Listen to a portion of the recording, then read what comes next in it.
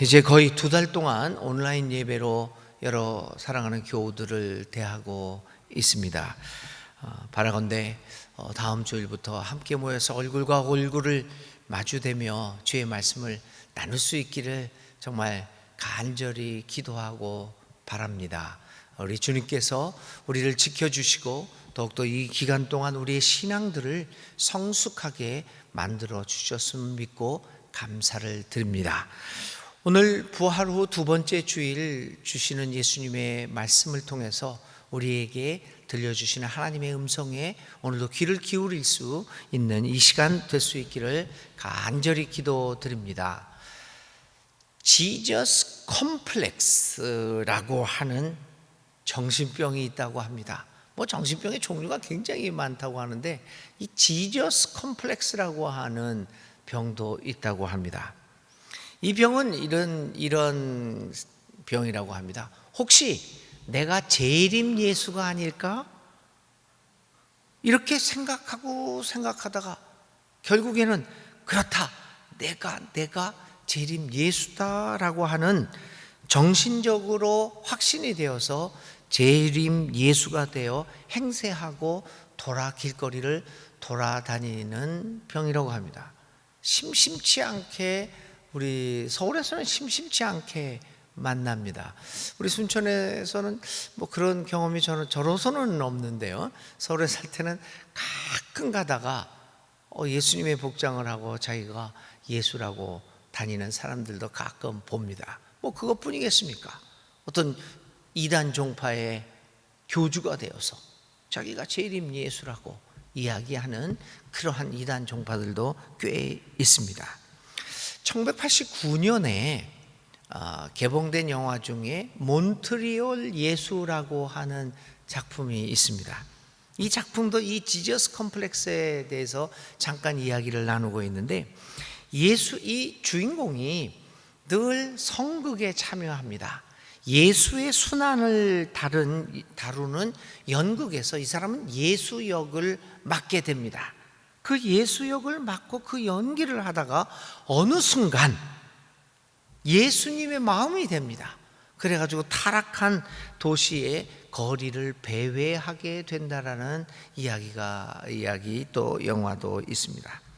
이러한 병들은 사실은 이 지저스 컴플렉스라고 하는 이 병은 사실은 사실과 팩트라고 하는 사실과 진리라고 하는 것을 혼동할 때 생기는 병이라고 볼 수 있습니다.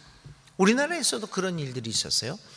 여러분들 기억하실지는 모르겠는데 2011년 딱 10년 전 얘기죠. 2011년에 이 5월경이었습니다. 58세에 택시 운전을 하시던 분이 십자가에서 못 박혀 죽은 사건이 발생을 했습니다. 나중에는 그것이 타살이냐, 누가 그 사람의 죽음을 이렇게 도와준 사람이 있느냐, 여러 가지 문제도 많았지만 하여간 이 58세 되는 사람이 십자가에 못 박혀 죽습니다. 이분은 평상시에 자신이 재림 예수라고 믿고 왔다는 것입니다. 그래서 그는 죽은 날도 금요일을 택했고 장소도 돌무덤과 비슷한 곳을 골랐습니다. 그리고 사흘 만에 자신이 다시 부활할 것을 믿었다고 합니다. 그래서 사건 현장에서 3일을 측정하기 위한 시계까지 준비해 놓았던 사실이 나중에 밝혀졌습니다. 그러나 3일 후에 그는 결국 부활하지 못하고 그냥 세상을 떠난 사건이 그 유명한 문경 십자가 사건 중에 사건입니다. 물론 이러한 사건들 지저스 컴플렉스든지 몬트리올 예수에서 나왔던 그 영화에서 나왔던 이야기, 문경 십자가 사건 같은 것, 이런 것들이 일부 광신적인 사람들에게 국한된 것이라고 생각하기도 하지만 오늘 우리 기독교인들의 의식 수준을 어느 정도 보여주는 예가 아닐까 생각을 합니다. 사실과 팩트와 진리, 이 트루스의 사실과 진리의 관계를 혼동하는 기독교인들이 대다수인 오늘 우리 교회에서 얼마든지 이러한 일들이 발생할 수 있다는 것을 보여준 사건들입니다. 실제로 90년대 중반에도 오늘 우리 한국교회에 이런 일이 발생했습니다. 여러분 다 기억하시지만 1992년도에 다미선교회 사건이라는 것이 그것입니다. 곧 예수가 재림하고 세상 종말이 이루어질 것이라고 하는 그 말에 얼마나 많은 기독교인들이 현혹되었고 또 그러한 이단에 빠져들었지 않았습니까? 정말 많은 교인들이 그 다미선교회의 말을 듣고 정말 그럴지도 모른다라고 하는 생각을 가지며 그 다미선교회에 빠져 들어갔던 것입니다. 문경 십자가 사건, 또 다미선교회 사건들을 우리는 다시 한번 돌아보면서 성서의 이야기들을 어떻게 해석하고 또 우리가 어떻게 진리로 믿어가야 하는 것이 얼마나 중요한가를 우리는 깨닫게 됩니다. 코로나19 사건을 통해서 우리는 이러한 것들을 깨닫게 됩니다. 또 지난주에 끝난 국회의원을 뽑는 총선을 통해서 이러한 사실들을 깨닫게 됩니다. 코로나19가 확산되는 데 가장 중요한 역할을 한 것이 이단 종파 신천지입니다.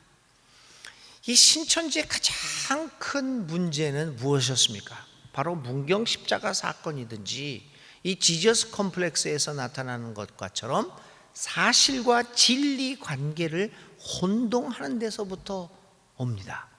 그래서 그 신천지 사람들이 문자 그대로 그것들을 믿으면서 그러한 일들을 자행했던 것 아니겠습니까? 우리 총선을 통해서 최근 몇 년 동안 등장하게 된 소위 태극기로 표현되는 상징되어지는 극우 기독교의 모습들, 이 모습들도 바로 이 사실과 진리 사이의 상관관계를 혼동하는 가운데서 일어난 사건들입니다.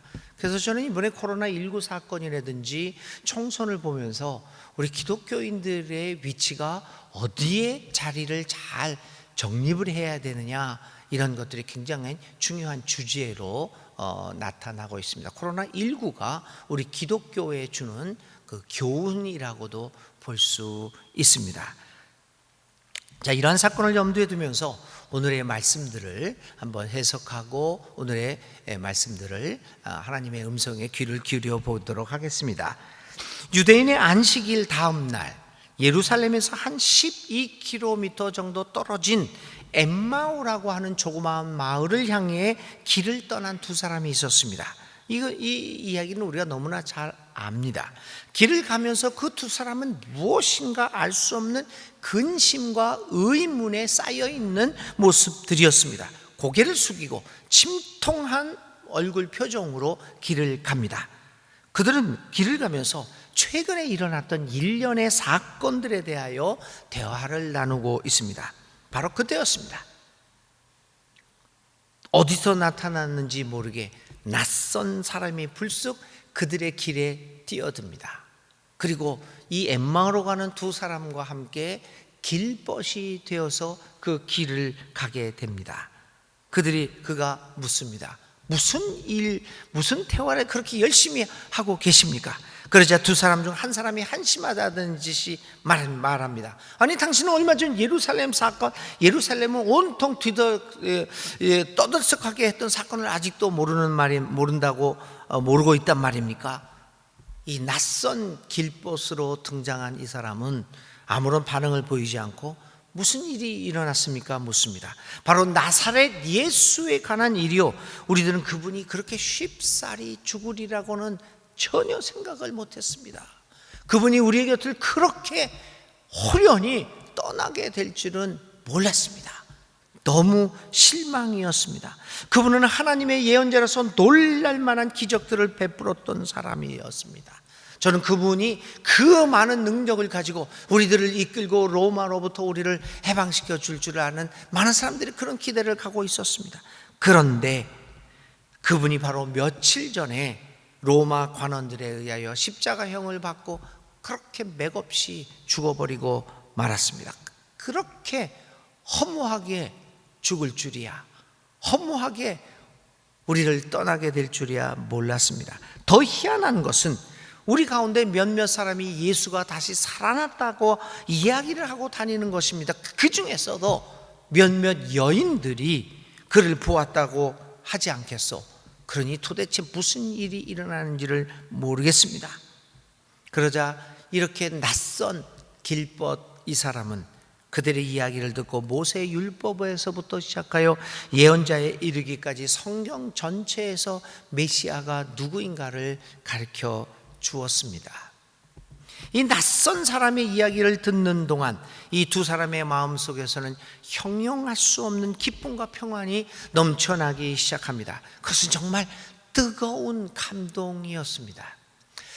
근데 저는 이 누가복음 24장을 읽으면서 이 엠마오로 가는 두 사람의 이야기를 들으면서 읽으면서 그 성경의 기록 가운데 이 두 사람의 마음 속에서 어떻게 표현할 수 없는 뜨거운 감동이 생긴다라고 하는 이번 주일 설교를 준비하면서 좀 마음이 뜨끔했습니다. 여러분들은 어떠실지 모르지만 과연 하나님의 말씀을 대하면서 주님을 섬기면서 교회를 다니면서 얼마나 내 마음에 이 두 사람이 느꼈던 뜨거운 감동이 언제 있었는가?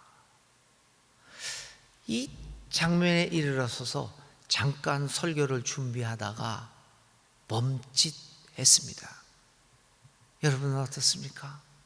교회를 섬기면서 또 하나님을 예배하면서 주님의 말씀을 들으면서 주님의 말씀을 읽으면서 이 두 사람 속에 있었던 이 뜨거운 감동을 우리 언제 느껴보았습니까? 아련한 추억으로 남아있는 것은 아닙니까? 그런데 이들의 마음 깊은 곳에서는 알 수 없는 기쁨과 감동이 들었습니다. 샘솟듯 솟구치기 시작했습니다. 그러자 모든 만물이 새롭게 보이기 시작합니다. 그들은 왜 이러한 내적 변화가 일어났는지 알 수가 없습니다. 이제 현장 예배가 곧 시작될 수 있겠다라고 하는 정말 기대를 가지면서 저희 마음속에 이런 생각이 듭니다. 거의 2달 동안 우리가 이렇게 모이지 못하고 온라인을 통해서 예배를 드리는 이 순간, 이러한 기간 동안들이 다시 우리 현장에 모였을 때 우리 마음속으로부터 솟아나오는 깊은 환희와 감동을 느끼게 만드는 기간들이 되었으면 좋겠다. 아마 다음 주가 될지 다다음 주가 될지 우리가 상황을 보아야겠지만 저는 이렇게 상상을 해봅니다. 우리가 이 얼마 동안의 이 기간을 거쳐서 첫 번째 또 그렇게 많은 인원이 예전처럼 모이지는 못하겠지만 첫 번째 이 현장 예배에서 여러분들과 함께 예배를 드리는 순간에 우리 마음속에 어떤 감동들이 쏟아날 수 있을까라는 기대를 가지고도 있습니다. 하여간 이들 마음속에 이러한 기쁨과 환희가 솟아나오기 시작했습니다. 그들도 왜 이러한 내적 변화가 일어나는지 몰랐습니다. 목적지에 거의 다다랐을 때 날이 저뭅니다. 두 사람은 이 낯선 길동무를 저녁에 초대합니다. 이제 날도 저물었으니 우리와 함께 이곳에서 머무시지요. 이 낯선 길동무는 거절하지 않고 그들을 따라 조그만 집으로 들어갔습니다. 방 한쪽 구석에서는 조그만 식탁이 있었고 몇 조각의 빵과 포도주가 차려 있었습니다. 낯선 길동무를 가운데 두고 두 사람은 각각 양편에 앉았습니다. 이 낯선 사람은 먼저 빵을 들어 감사의 기도를 올린 후 양옆에 있는 두 사람에게 그것을 떼어 나눕니다. 빵을 받는 순간 이 두 사람은 그들 가운데 있었던 이 낯선 길벗, 낯선 길동무로 우리와 함께 동행하고 있던 그 사람이 바로 부활하신 예수 그리스도임을 알아보게 되었습니다. 우리가 현장 예배로 다시 모이게 될 때 우리 옆에 계신 그 길벗이 되시는 부활하신 예수님을 발견할 수 있는 이 감격스러운 예배가 될 것을 저는 이 기간 동안 간절히 기도드립니다. 바로 이들이 예수 그리스도를 알아보자 예수님의 모습은 이미 보이지 않았습니다. 이것이 오늘 우리에게 주어진 일명 엠마오로 가는 두 제자라는 이 제목으로 알려진 본문의 내용입니다. 사랑하는 교우 여러분, 이번 주일은 예수님의 부활 이후 두 번째로 맞이하는 주일입니다. 예수님은 부활하셔서 어디에 계시는 것일까요? 이 부활하신 예수님을 우리는 어디에서 만날 수 있을까요? 사람들은 엠마오를 향해 가는 그 침통한 표정의 두 사람과 같은 길을 가고 있습니다. 우리도 코로나19 이후에 예배당에서 모이지 못하고 얼굴과 얼굴을 교인들과 함께 나누지 못하고 악수도 제대로 나누지 못하는 이러한 순간에 침통한 모습으로 우리는 우리의 인생의 길을 가고 있습니다. 무거운 인생의 짐을 지고 알 수 없는 일련의 사건 속에서 우리는 침통한 모습으로 우리의 인생의 길을 걸어가고 있습니다. 엠마오로 향하여 침통한 얼굴로 걸어가고 있는 그 두 제자의 모습이 바로 나의 모습입니다. 이해할 수 없는 이 코로나19나 그의 기타의 사건 속에서 우리는 침통해지지 않을 수가 없습니다. 오늘도 우리는 인생의 길에서 낡은 삶을 등에 지고 눈물과 한숨과 어떤 경우에는 왜 이 일을 하고 있느냐라고 하는 무의미성과 좌절과 어떤 경우에는 분노와 두려움과 외로움과 고독 가운데서 방황하며 인생의 길을 가고 있습니다. 이러한 인생길에서 우리가 꼭 만나야 할 분이 부활하신 예수님입니다. 그분은 인생의 무거운 짐을 지고 침통하게 이 길을 걸어가고 있는 우리 모두들의 곁으로 다가오셔서 자신의 모습을 보여주고 계십니다. 그분을 만난 사람은 그의 가던 길을 멈추고 돌아서서 새로운 부활의 삶을 살 수 있게 될 것입니다. 그런데 문제는 우리와 함께 길을 걷고 있는 예수님을 우리는 제대로 알아보지 못하고 있다는 것입니다. 어떻게 우리는 이 부활하신 예수님을 만나볼 수 있겠습니까? 부활하신 예수님은 어디에 있습니까? 무엇보다도 먼저 부활하시는 예수님은 우리 일상생활 속에서 우리와 길벗으로 살아가시는 분임을 다시 한번 우리는 생각해 보아야 합니다. 엠마오로 가는 두 사람 곁에 어디서 왔는지 알 수 없지만 나타나서 그들과 함께 끝까지 길을 걸어간 낯선 사람이 있었습니다. 그분은 바로 부활하신 예수님이었습니다. 그런데 문제는 두 사람이 예수님을 알아보지 못하였다는 데에 있습니다. 부활하신 예수님은 인생의 무거운 짐을 지고 침통하게 길을 걸어가는 우리들과 늘 함께 동행하고 계십니다. 그 사실을 우리는 볼 수 있어야 합니다. 분명한 것은 예수님께서는 한시도 우리를 홀로 두시지 않고 계시다는 것입니다. 주님 우리에게 약속하셨습니다. 세상 끝날까지 내가 너희와 항상 함께 하겠다. 주님은 우리의 구체적인 삶 속에서 우리와 동행하시면서 우리의 근심과 고통 그리고 우리의 관심사에 대하여 관심을 기울이고 계십니다. 그런데도 우리는 우리의 주변의 삶의 문제에 얽매여서 우리와 동행하고 계시는 길벗 되시는 예수님을 발견하지를 못합니다. 우리는 너무나도 바쁘기 때문에 도저히 주님을 알아볼 수 있는 여유가 없었습니다. 비본질적인 문제에 얽매여서 우리는 우리의 삶의 본질인 주님의 존재를 잊어버리고 살아갔습니다. 저는 이번 이 2달 동안의 기간을 온 사람들이, 전 세계의 사람들이 멈추어 버린 시간이라고 생각을 합니다. 우리가 언제 멈춘 적이 있었습니까? 늘 바쁘게 이 일 저 일. 옛날에 생각해 보면 우리 한국에서 뭐 만나자, 뭐 밥을 먹자라고 하는 약속을 1시간 전에 하곤 했습니다. 1시간 전에 건너서 누구누구 보고 야 우리 밥 먹을래? 그러자. 그리고 밥 먹었어요. 그런데 지금은 적어도 식사 뭐 이런 거 할 때 1시간 전에 밥 먹자고 하면 예의 없는 사람처럼 보입니다. 시간을 낼 수가 없습니다. 멈춰지지 않는 삶을 살아왔습니다. 저도 이 2달간의 이 기간이 멈춤의 시간이었습니다. 이 멈춤의 시간 동안 저는 개인적으로 집안에서 저녁에 집사람과 많은 대화를 나누고 같이 TV를 보기도 하면서 정말 여유로운 시간들을 가졌습니다.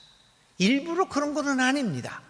그런데 함부로 나갈 수도 없고 어디 뭐 돌아다닐 수도 없고 그냥 적당하게 돌아다녀야지, 이렇게 막 쏘다니다가 보면은 이게 병 문제 때문에 할 수 없이 강제적으로 멈춰섰습니다. 멈춰서서 집안에서도 이야기도 하면서 그동안에 잃어버렸던 것들이 무엇인가 라고 하는 것들을 많이 발견하게 되었습니다. 멈춤은 이렇게 강제적이긴 하지만 멈춰 보니까 사람들과의 관계, 내가 어떤 삶을 살아왔는지, 무엇을 향해 이렇게 열을 내면서 달려왔는지를 살펴보게 되었습니다. 비본질적인 것에 너무나 매달려왔던 우리의 모습을 보면서 본질적인 문제에 도달을 보게 됐습니다. 사랑하는 여러분, 우리는 너무나 바쁘게 살았기에 우리의 길벗으로 우리와 동행하고 있는 예수님을 발견하지 못했습니다. 부활의 주님은 우리와 늘 함께 하십니다. 지친 삶 속에서 발견되어지는 예수님의 모습을 통해서 위로받고 용기와 힘을 얻을 수 있어야 합니다. 지금도 주님은 우리들의 지친 삶 속에서 우리의 인생의 길에 함께 동행하시는 길벗으로 우리의 곁에 계시는데 우리는 그 길벗을 만나지 못하고 있습니다. 이 2달 동안의 기간이, 그리고 이 2달 동안의 기간을 끝나고 우리가 다시 한번 만났을 때 우리의 삶 속에서 동행하시는 길벗으로 오시는 주님을 만나볼 수 있는 우리들이 될 수 있으면 정말 좋겠습니다. 예수님에게 시간도 들이지 않고 어떻게 그분을 바라고 또 그분이 우리의 삶에, 그분을 통하여 우리의 삶의 의미성과 활력을, 신앙의 활기를 찾을 수가 있겠습니까? 부활하시는 주님은 우리와 늘 동행하시는 우리의 길벗입니다. 그분을 발견할 수 있었던 이 기간들이 될 수 있기를 간절히 바랍니다. 부활하신 예수님은 우리 일생생활에서 우리와 길벗으로 동행하시기도 하지만 늘 고난받는 형제들 속에서 우리는 부활의 예수를 만날 수 있습니다. 두 사람은 식탁에 앉았습니다. 빵을 나누시는 그 낯선 사람의 행동에서 그들은 그 낯선 사람이 예수님이심을 발견하게 됩니다. 마지막 만찬에서 빵을 나누시면서 이것은 내가 너희를 위하여 찢기는 내 몸이다, 내가 다시 올 때까지 나를 기념하라 하신 주님의 음성을 이 엠마오로 가는 두 친구는 들었던 것입니다. 두 사람들이 자신들의 곁에 있는 이름 모를 사람이 그들이 그토록 소식을 듣고자 했던 예수님이라는 것을 발견하는 순간은 빵과 포도주를 나누는 순간입니다. 예수님과 함께 빵을 함께 먹고 나누는 그 행위가, 다시 말하면 예수님과 함께 실천적으로 삶을 나누는 순간이야말로 예수님을 만나는 순간입니다. 예수님을 도대체 우리는 어디서 만날 수 있습니까? 여러분들의 교리 속에서 나는 예수가 누구누구다 사도신경을 통해서 신앙을 고백할 때, 교리적으로 고백할 때 예수님을 만날 수 있습니까? 그렇지 않습니다. 진실로 그리스도를 만나는 순간은 빵과 떡을 나누는 순간입니다. 예수님을 만나는 것은 예수님의 뜻을 이 땅에, 이 삶의 현장에서 실천할 때 이루어지는 것 아니겠습니까? 교회 안에서 무수한 성경 공부 혹은 기도회 등을 통해서도 만날 수 있겠지만 그것을 넘어서서 삶의 현장에서 만나는 예수님은 우리의 신앙을 더욱 생기 있는 것으로 만들어 주실 것입니다. 이번 코로나19 이후에 우리가 예배당에 모였을 때, 현장에서 모였을 때 여러 가지 지침들이 나옵니다. 그 지침들을 보면 이게 저는 주님의 뜻을 발견하기도 합니다. 뭐라고 얘기하냐면요, 이제 식구 이후에 현장 예배가 허락이 되었을 때 첫 번째는 모임을 자주 하지 말라 이겁니다. 그러니까 매번 모여서 이렇게 가지고 되도록이면 함께 많이 모이는 모임의 숫자를 줄여라 이렇게 얘기를 합니다. 두 번째는 통성 기도를 자제하라 얘기해요. 그리고 이 설교자와 교인들의 이거를 되도록이면 굉장히 떨어뜨리라고 합니다. 저 설교 때 침이 되게 많이 나오거든요. 이게 3m 전까지도 날아간다고 합니다. 우리는 3m 전이니까 이제 가능하죠. 통성기도 하지 말라고 합니다. 이 통성기도 할 때 이렇게 침이 나와가지고는 자기도 모르게 다 퍼진다고 합니다. 이게 이제 지침들입니다. 두 번째, 찬송 부를 때 크게 부르지 말라. 이게 뭐냐면 코로나19 이후에 점차 신앙생활의 모습들이 달라진다는 겁니다.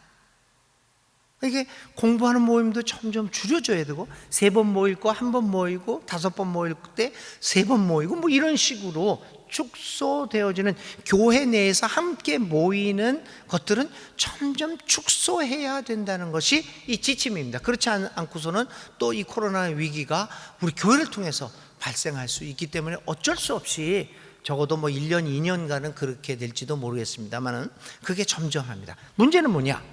그게 이제 우리 교회 내에서 습관화 될 겁니다. 우리 장로님들이나 여러 교우들이 얘기하기를 이렇게 온라인 예배를 드리다가 보면 교회당에서 나와서 드리는 예배가 조금 이렇게 이제 온라인이 이제 익숙해져서 여기 안 나서 온라인으로 예배 드리고 헌금도 온라인으로 드리지 않겠느냐 이겁니다. 근데 여러분들이 우려하는 것처럼 점차 그렇게 될 것입니다. 어쩔 수 없는 상황입니다. 사람들이 아무리 모이자고 해도 이제는 이 코로나19의 트라우마 때문에 다 조심하게 됩니다. 서울에서 이번 부활절 날 예배를 재개했을 때 우리 동기 목사들이 그런 얘기를 해요.